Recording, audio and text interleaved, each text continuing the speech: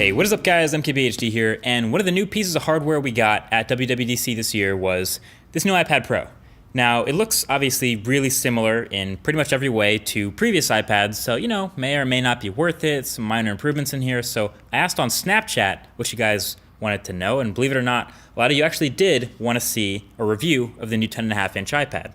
So that's what we're doing. So I've been using it for a little more than a week now, and my previous tablet of choice for when I did use a tablet was the old 12.9-inch huge iPad Pro. This one makes it look huge, but I didn't really use it that often. I use it occasionally for watching videos and general media consumption, nothing too crazy like that.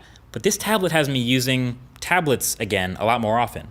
So this is everything you need to know about this new iPad Pro. So first of all, you've seen an iPad before. You're already familiar with the way an iPad Pro looks. All metal rectangular body, pretty exceptionally well built. You can see the antenna lines for the cellular version up top. And the 10.5-inch display is slightly bigger, but in a similar footprint to the old 9.7-inch iPad Pro. So it just has some thinner side bezels now, which I really appreciate. Overall, it's a pretty solid, but also very lightweight tablet to hold in the hand, so it's comfortable, which is good because you're gonna be holding it in your hands a lot. So what is new? Well, number one is inside is a pretty big spec bump. An iPad was already pretty powerful, but now you might have seen these new headlines that the new iPad Pro is almost as powerful as a MacBook Pro.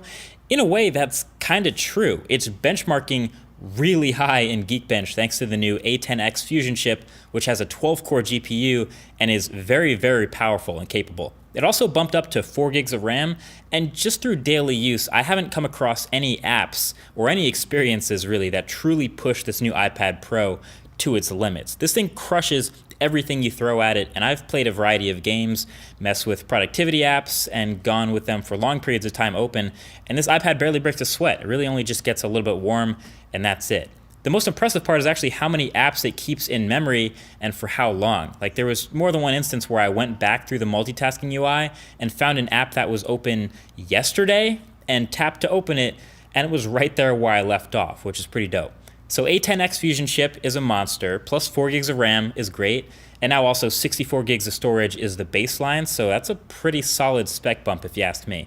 The battery is about the same. Apple claims 10 hours again.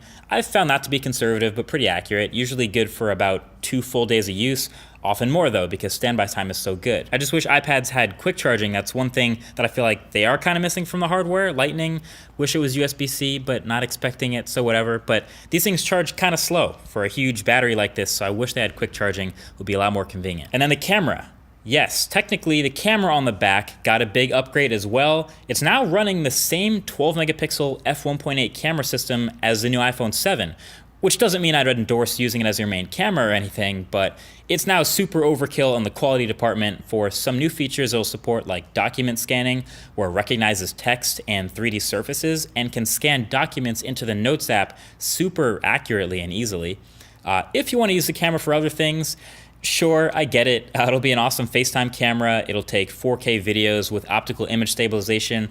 Like, it's an amazing camera. It's the best camera in a tablet, but you just won't see me using it anytime soon. Now, the speakers in this tablet, still pretty good. Actually great, because they're the best speakers in any tablet also. It's the quad speakers. This has them on all 4 sides. So if you're gaming or if you're watching a video or listening to music, the entire thing kind of vibrates as this echo chamber. And if you put it on a table, the table starts vibrating. It's loud, it's crisp, it's clear. Great speakers also. But the biggest upgrade and the absolute most impressive new feature of this iPad Pro is the new display. So this screen is better in every way possible. It's brighter, up to 600 nits max brightness, and it has that anti-glare coating and everything, so it's more visible in bright environments.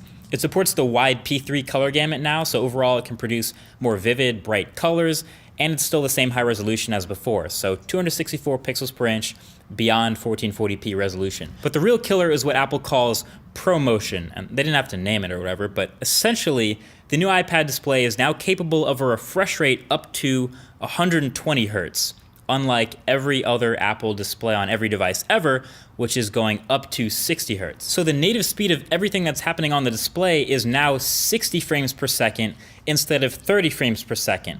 And you can definitely tell. So even in this 30 frames per second video, which can't fully do it justice, you can see how responsive iPad is. It's literally twice as close to one-to-one movement with your finger or the stylus as it's ever been before. And it's awesome that the GPU keeps up with everything and pretty much never drops any frames, because this adds a whole layer of butter to the top of the OS. You honestly have to go to an Apple store or like borrow someone's and try it for yourself. You have to see it to notice it, but once you do, I guarantee you'll notice it. And then ProMotion also means that it can dynamically switch the refresh rate to go back down lower when you're doing slower moving tasks, like maybe reading a book, scrolling through a web page, something slower, looking through photos.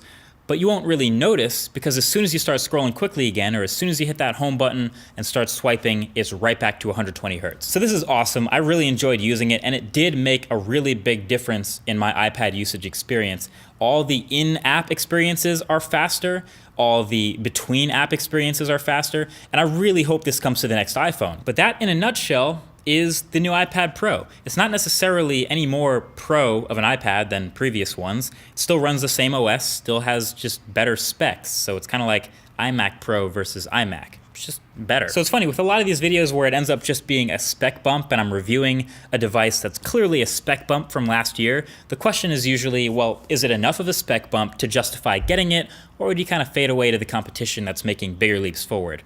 But it turns out with this tablet, there really isn't anything close in terms of competition. You might remember my last video about tablets, which was, are tablets dead? And the honest answer is, if it's not an iPad, it kind of is. Now don't get me wrong, there are some 2-in-1s and some convertibles, not really pure tablets, but those things are better at getting work done and better for productivity, things with actual physical keyboards and things like that. But as far as just a pure tablet goes, great battery life, really great display, best camera in any tablet, best speakers, I would say, in any tablet, arguably best build quality in any tablet, best performance in any tablet. So this thing is a really complete package. So there you have it, iPad Pro. If you don't already have an iPad, probably a good time to get one. If you do already have an iPad, know that this is a really solid spec bump, and if that's what you're looking for, then this will fill that void. That's it. Thanks for watching.